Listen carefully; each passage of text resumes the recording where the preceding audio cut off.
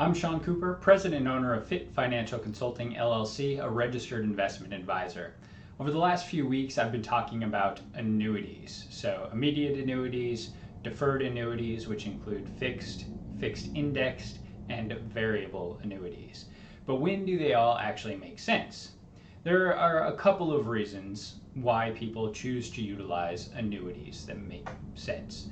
The first being the guarantee.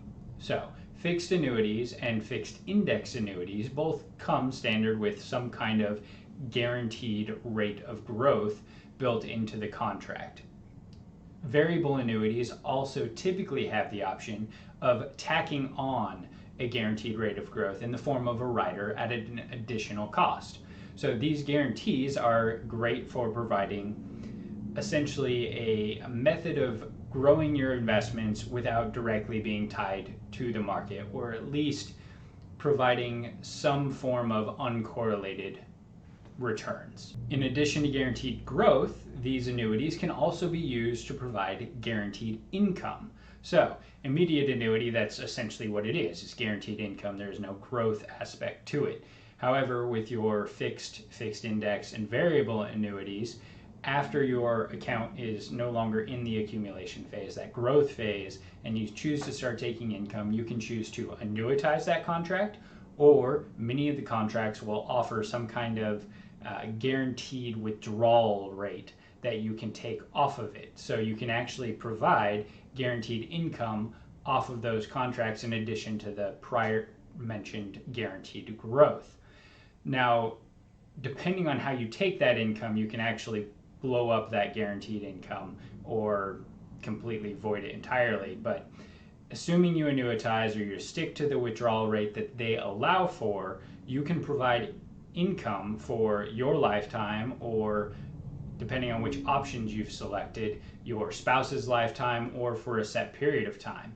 And essentially what you're doing is you're insuring against the exact opposite of life insurance. So rather than insuring against premature death, you're actually insuring against longevity risk. You're ensuring that you will not run out of money if you live too long, if you will.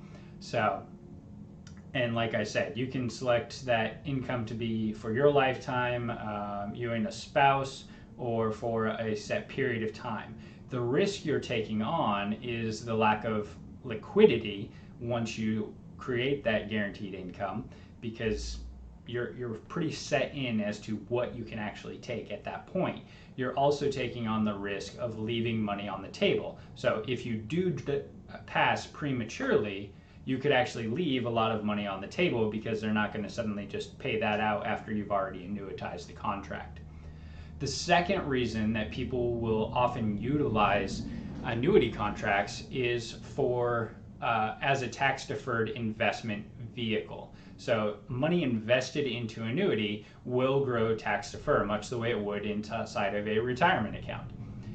Additionally, if you annuitize the contract or take that some other form of guaranteed streams of income that we talked about earlier, as opposed to a lump sum or your own particular withdrawal rate, you can actually reduce the overall tax burden of the account. And what I mean by that is the withdrawals you take will be slightly more tax favorable from an annuity, because the income that you're taking, they're going to look at it proportionately as cost basis as well as capital gains, instead of one or the other.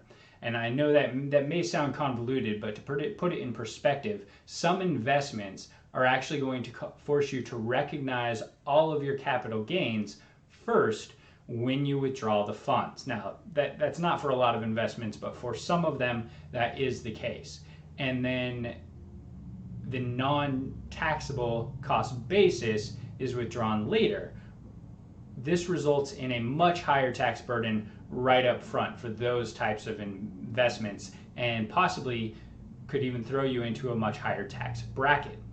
Annuities, on the other hand, like I was saying, when you provide for that guaranteed stream of income, they can actually spread out those capital gains over time, and therefore ease the tax burden that you might otherwise experience up front, and potentially even reduce your overall tax burden completely, because not only are you spreading it out, but you're staying hopefully in a lower tax bracket that entire time, and therefore your overall tax burden is less.